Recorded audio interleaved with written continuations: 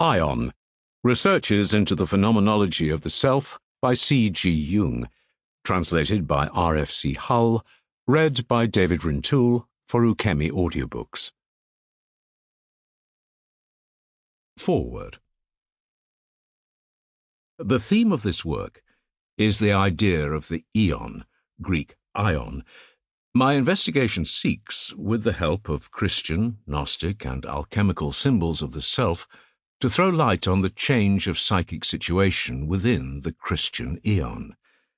Christian tradition, from the outset, is not only saturated with Persian and Jewish ideas about the beginning and end of time, but is filled with intimations of a kind of enantiodromian reversal of dominance. I mean by this the dilemma of Christ and Antichrist. Probably most of the historical speculations about time and the division of time were influenced, as the Apocalypse shows, by astrological ideas. It is therefore only natural that my reflections should gravitate mainly round the symbol of the fishes, for the Pisces aeon is the synchronistic concomitant of 2,000 years of Christian development.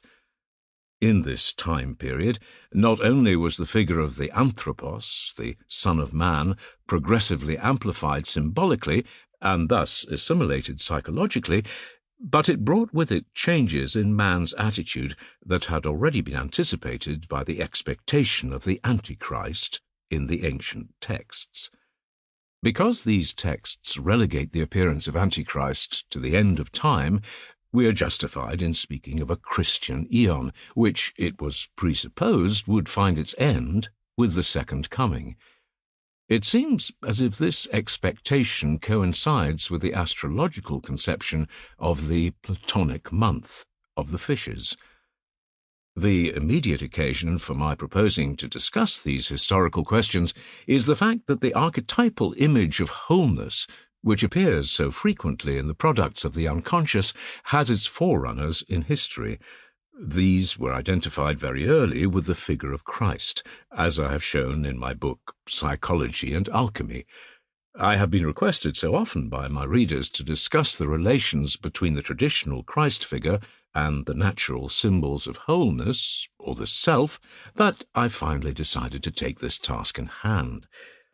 Considering the unusual difficulties of such an undertaking, my decision did not come easily to me, for in order to surmount all the obstacles and possibilities of error, a knowledge and caution would be needed, which, unfortunately, are vouchsafed. Sample complete. Ready to continue?